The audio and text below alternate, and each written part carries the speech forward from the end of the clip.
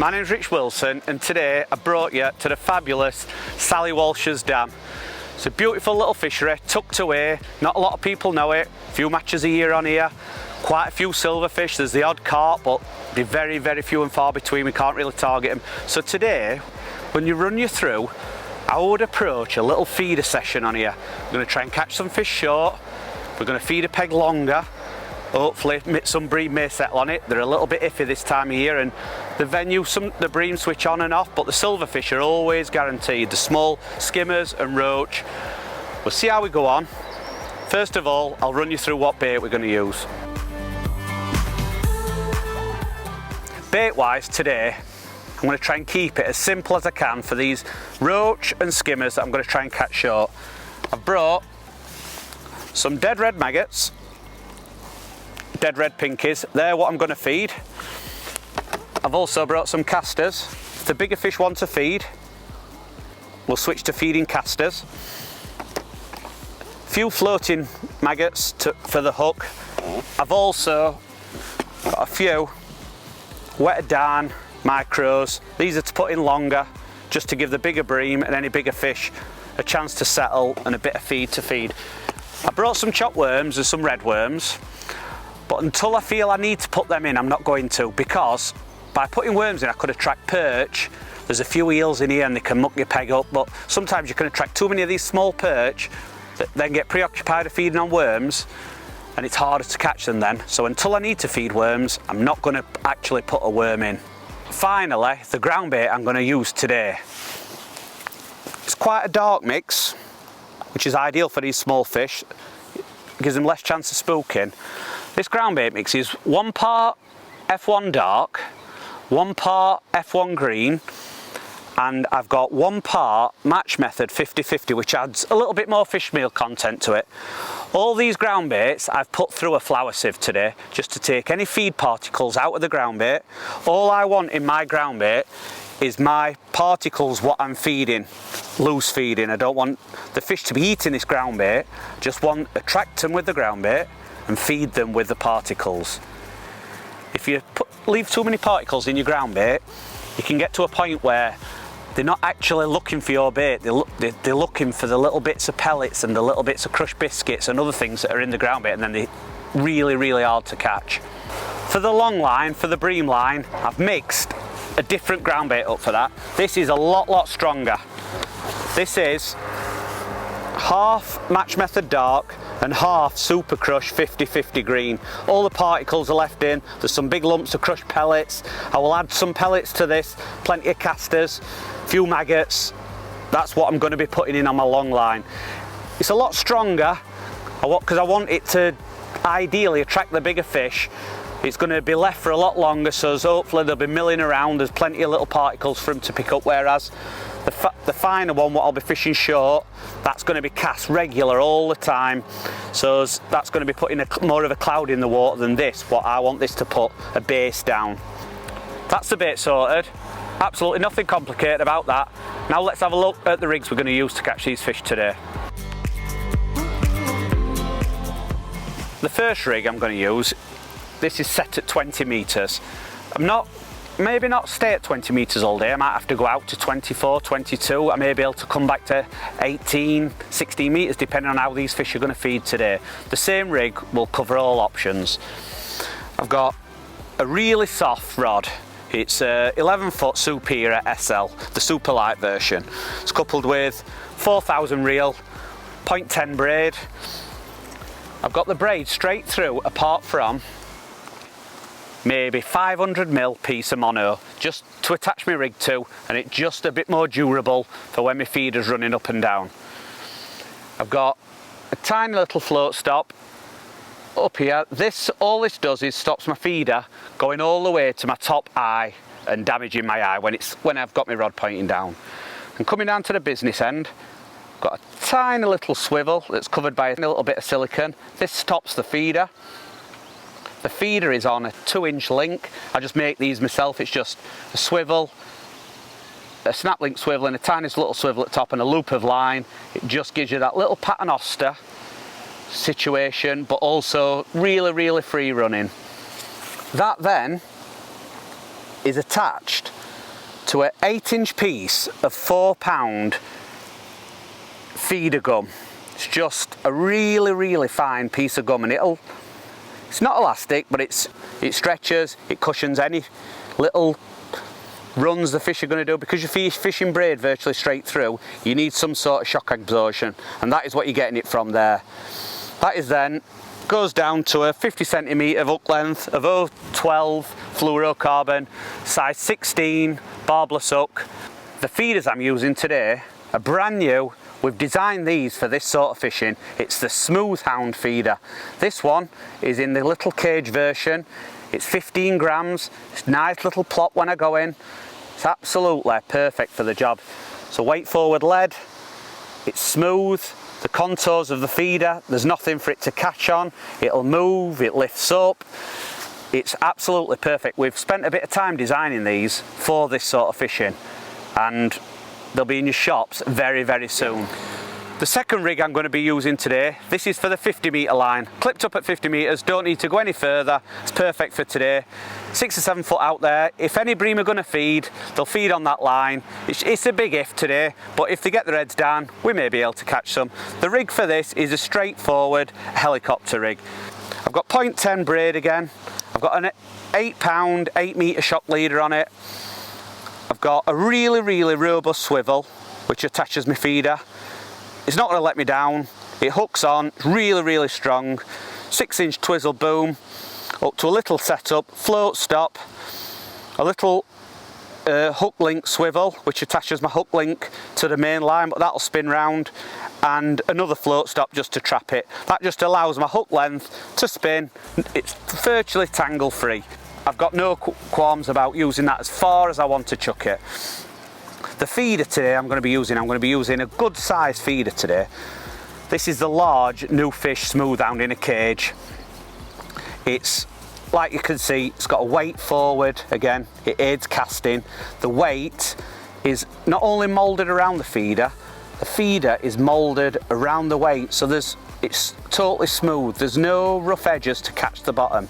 It's designed so that if you want to twitch the bait, it'll twitch. Some of these bottom end feeders where you've got your weight forward or your weight protruding from your feeder, they sit wrong on the bottom. When you drag them, they drag wrong or they dig in. This one is just designed to drag easy, and with that, when you pick up, it'll want to pick up and come to the surface naturally. I'll put quite a few. I'm probably going to put 10 feeders into that at start, and then I'm going to leave it for a few hours. Hopefully some fish will get their heads down. That's enough on the gear and the bait. Pretty straightforward. Now let's get fishing, see if we can catch some fish, see if they'll play ball. So I'm going to put quite a bit of particles and ground bait on this long line. Decent sized feeder. Packed it full of pellets and casters. Cast this out to 50 metres.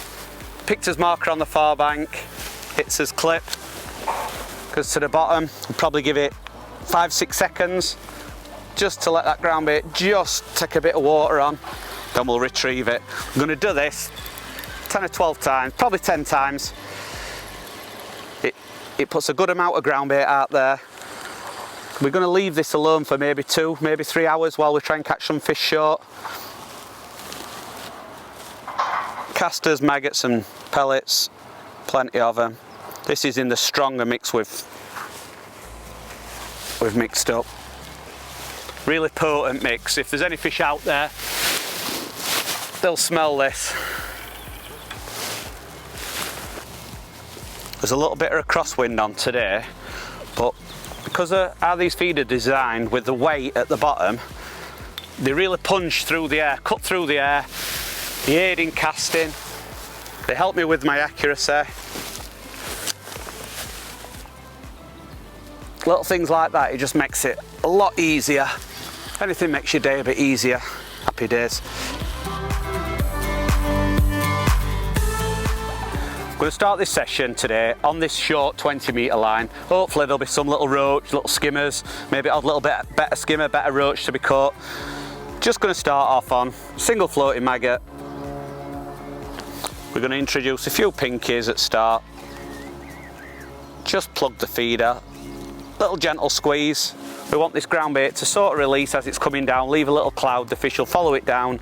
Hopefully the single maggot will just be sat in that cloud and the fish will just intercept it.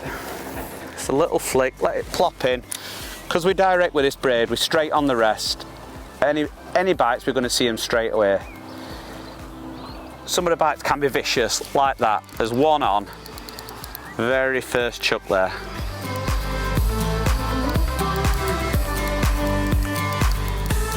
It's only a small fish, but it's welcome.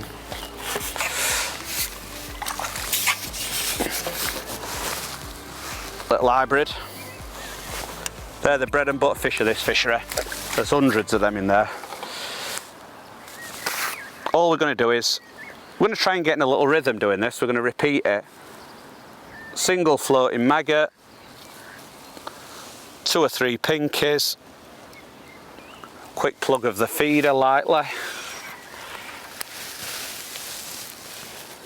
plop it on his little target, straight on the rest.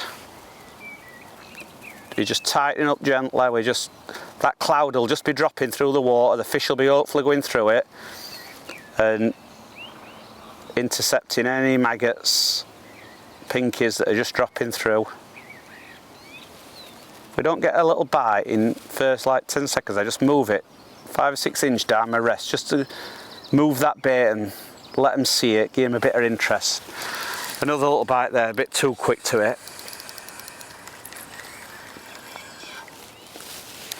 Sometimes the bites can go really iffy. All we've got to do is just work out what they want loose feed and how they want it today. Sometimes you don't want to be squeezing your ground bait too lightly. Sometimes you want to pack it in quite tight and allow it to get to the bottom. But every day is different. We've just got to work our way in, see what's best for today. Sometimes feeding casters is better if they're bigger fish. They drop different through water. They sit on bottom better. With this sort of fishing, if you're not getting bites quite instant, you've got to make something happen. You can't just sit there with a motionless tip. You either got to have another cast, change your bait how it is, maybe slop your ground bait up. Got a bit of weed there. Slop your ground bait up, pack your ground bait tighter. There's always something different you can try to make these fish feed. Like now I'm going to put a sinking maggot on, so this is just going to go straight to the bottom. Same few pinkies in my ground bait.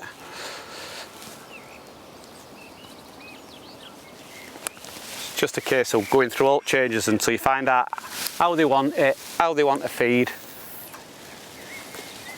Just get a little routine going. The fish are there, just got to work out how to catch them.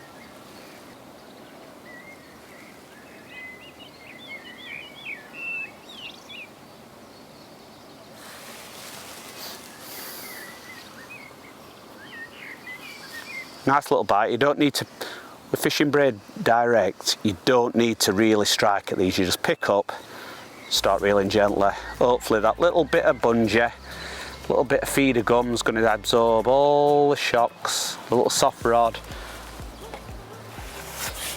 Take your time, you never know what you're going to catch next.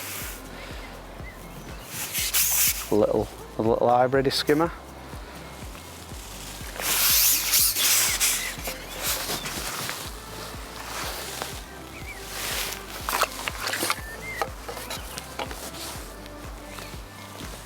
Same again. Just going to keep repeating whenever we're putting fish in net. Don't feel we're doing much wrong. We don't need to make many changes. If the fish get too small, I'll definitely start feeding casters. But at the start of the session, whenever we're getting bites, we're just going to take whatever we can get and work our way in. Don't feel we're doing anything wrong whenever we're getting bites.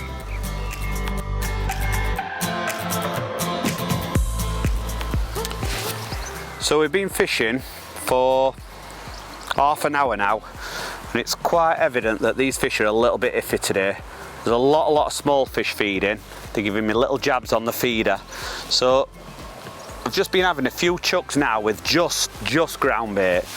No, nothing. Oh, there's a bit of floating stuff on surface, keep picking it up.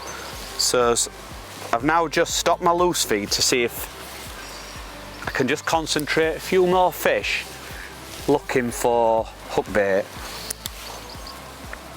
Sometimes you catch the roach, just pull it off rest here, you don't have to strike, but today they're not really having it. They're little digs and jabs and really having to work for the fish. The ground bait is mixed on dry side, and throughout the day I've got a little tub of water here. I'm just going to change consistency of your ground bait. Sometimes I'm going to slop it up, sometimes I'm going to mix it a little bit wetter. Just to try to see if little things like that can result in getting bites. If you wet it up, it can sink slower, can cloud up in the water. You could also really pack it tight if you want to with just a little bit of water. I think I foul hooked something big then and pulled out. Strange. You can also sometimes go a little bit iffy if bigger fish move in your peg. Just try putting a few casters in this chuck. It's just a case of ringing the changes until you find out what is best.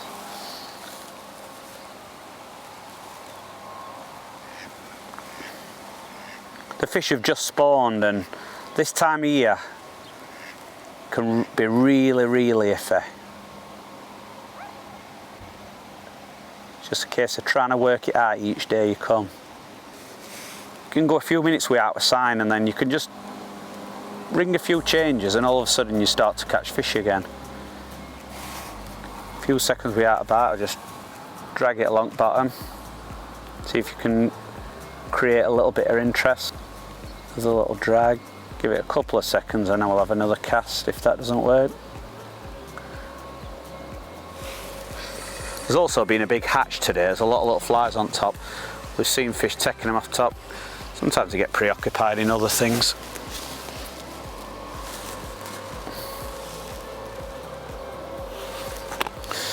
Single floating maggot, we'll just put just ground bait in.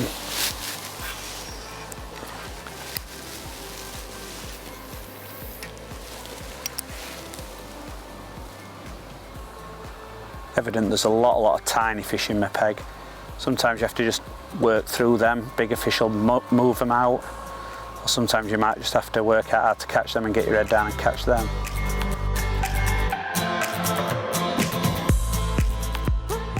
So we're an hour and a half into session now, and the peg keeps going iffy as hell.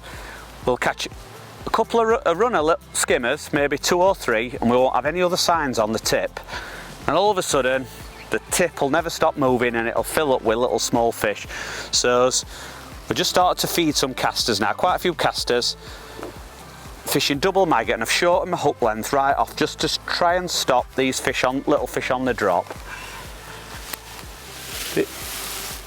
We're going to maybe catch another couple of fish, and then I'm going to put a little bit of bait in long again just to keep it topped up, just so there's some food out there if some bigger fish want to feed later.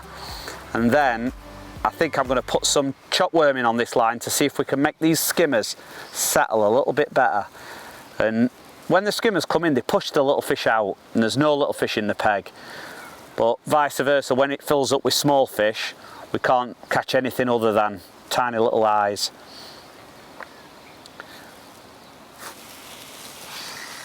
Some of the bites are virtually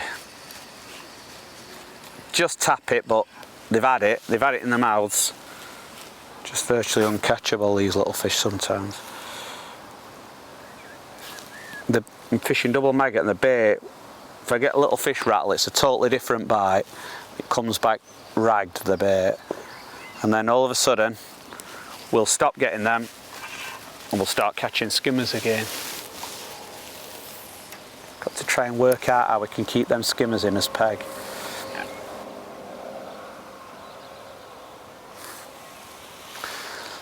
Another little fish.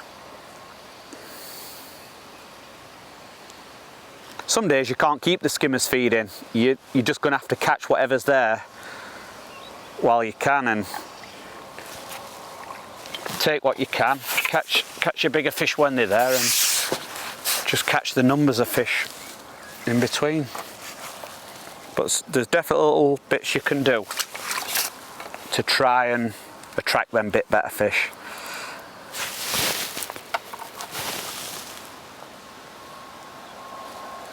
When you're catching these little fish, you seem to be making a lot more casts, and I think that brings them up in water and makes them go a little bit scatter and attack the bait a little bit different.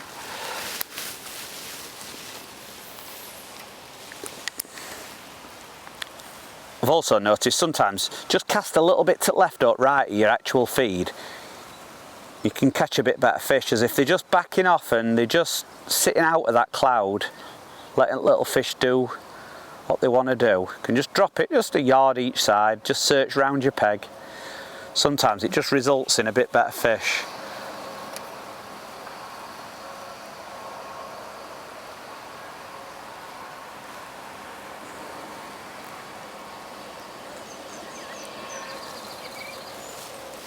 Little skimmers, keep taking them while we can. There's definitely some bit better fish there, so the next option is the chop worm, and hope it doesn't ruin the peg, but we'll just have to ease his way and feed a little bit to start off with, see if they want it. They'll soon let us know. Just plopping it in. You can tell when little fish are in your peg because they're straight on your feeder, and they've only just cast in and there's a little fish on straight away. Whereas when them skimmers come into your peg, you can sit there for 2 and 3 minutes without a sign, and then you get a nice proper pull round.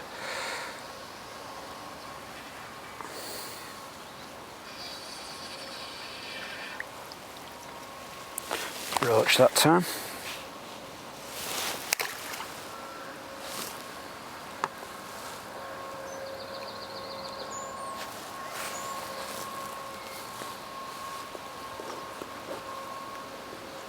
I'm just hooking my 2 maggots the wrong way around, so through the thin head. I just feel it leaves most of my hook exposed and gives me more chance of hooking up as these fish attack it straight away. So that's just gone in now, and I'm also getting little, I've had a sign already, little pluck, just waiting for that rattle, little rattle, and it's on.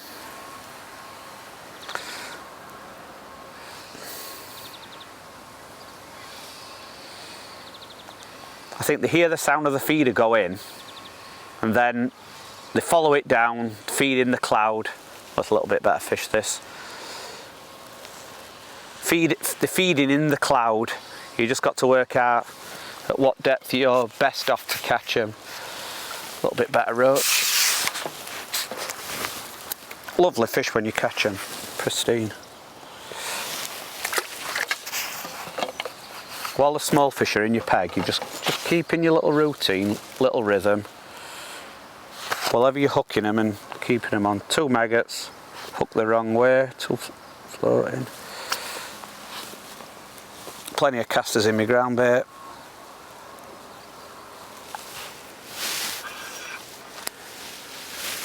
It will go in, make a little cloud. It's hit the bottom now. We're just tightening up. A little sign on it, little bite then. Just waiting for one we can hit. We didn't get one that, so we're just going to drop it back on rest. Sometimes you can get a second bite fishing this method. If you don't hook it first time, just drop it straight back on rest. Wind it back tight. Don't always work, but sometimes you get a little second stab at cherry. I don't leave it there long. Your bait could be damaged or anything, or come off, so if you don't get an instant bite, we'll just have another chug.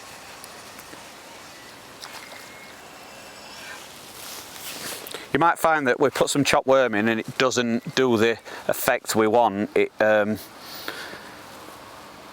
could just be the fact that the fish are coming in and out of your peg. You've just got to catch what's there. We're casting, alt line tight. It's hit the bottom now. We're just watching for a bite now. Little bite then, it's on. Don't really need to strike, we just pick up and reel steady. It's just about having balanced tackle, that's all. As long as everything's balanced, you should be able to catch these fish steady away. 2 maggots again. Feed some casters.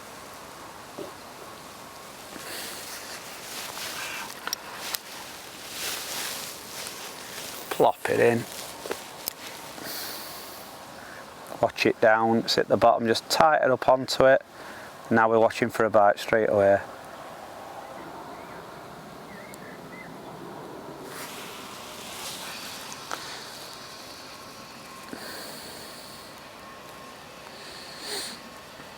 Another small fish. Just keep reeling. Little perch that time. So now, because they've gone a bit iffy, I'm just going to try a single maggot now, but hook the right way around, so it just sits nicely on my hook. Plenty of hook exposed. I'm going to put no loose feed in my ground bait, and just see if we can concentrate and back searching for that. There's only one eatable particle in my ground bait, and it's my maggot now, so straight away we've took it instantly. That we're getting no other option to eat any other bait in the cloud. So first fish ideally that swam through cloud saw my bait and took it. There's little changes like that that can instantly just change the way you're catching and your catch rate.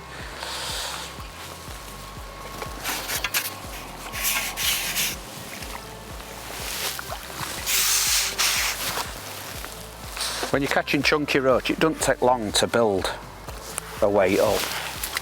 So I've just done that, so I'm going to do it again. There's no reason to change. Single maggot up right way this time. No particles in, just the one maggot of mine. Plopped it in, watch it down. And there was something straight on it then, instantly.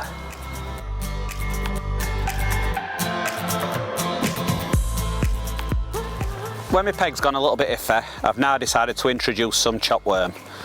I only ever like to put one bait in my ground bait, i.e. chopped worm or only casters or only maggots. This then tells me if that bait makes a difference.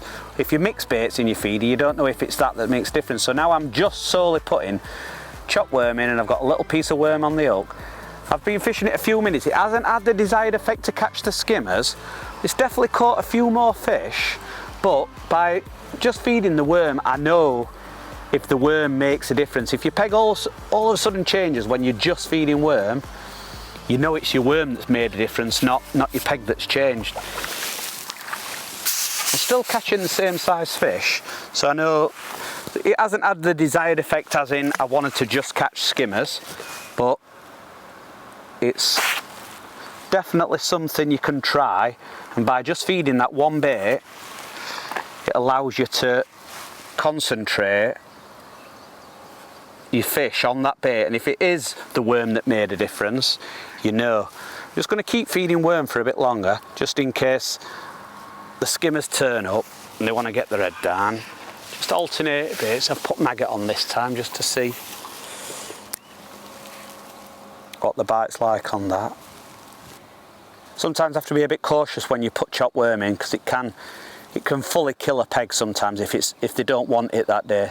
Just work your way in and see if it turns your peg. It normally instantly turns your peg, and you get to find out that they want it or they don't. I put maggot on this time and it hasn't actually had a proper bite. So they could actually be eating the worm now. So next chuck we'll just go in with half a dendra, or a small section of dendra. About 1.5 inch long piece. Just like that, just enough for them to see it. Stand out bait. A little bit of chopped worm in your feeder.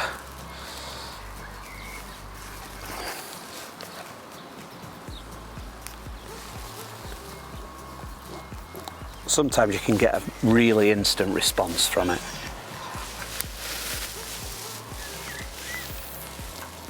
Just gives you that little bit extra option, something to do throughout the day. Try and put more fish in your net.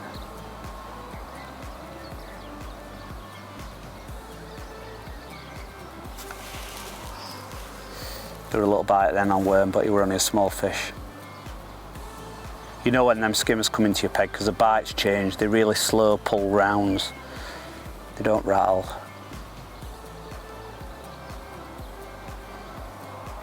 But it's worth a try. We'll give this a few more minutes and then we'll have a little look on his long line, see if there's anything on that.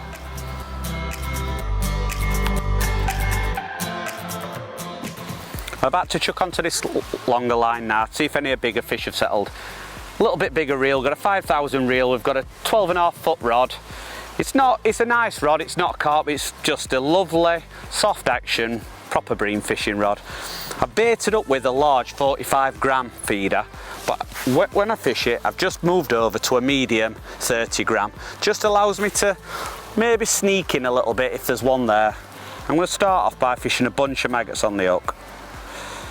Always a good start bait, a bunch of maggots. It tells you what's there. If there's some small skimmers or big bream, they'll all eat a bunch of maggots. Got a bit bigger hook and I've got a size 14 now. And I've got a 0.14 fluorocarbon hook length. The same, obviously, we've run through as shocker and as braid. Just going to go out, feed a few casters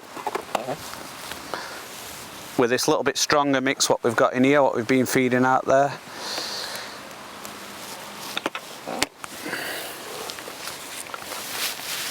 So at 50 metres this, we've got his marker on far bank. Punch it out, hit the clip, straighten up, and we're fishing. We'll just reset as rest. Sometimes you can go out there and the same small fish can be there. They could have just filled your line up, but you've got to give yourselves options, especially in match situations. You could have to catch big fish. You might need to rest your line. You've got to do something different at some point in match to maybe up your catch rate or just take it out of your mind so you know the fish aren't there or the bigger fish might not be feeding. But it also just allows you to leave that 20 metre line alone for 15-20 minutes. It can make all the difference. Like you can go back on it, they could be super settled, bigger fish could have moved in. You stop putting ground bait in it for a bit, so that gives you two options. This, we can catch bigger fish and we can also rest his line with a little line bite then. But I have got maggots on, so it could be a small fish. Sometimes you can go on this line and instantly catch a big fish. It's been sat there just grazing confidently. They normally tell you if they're there or not.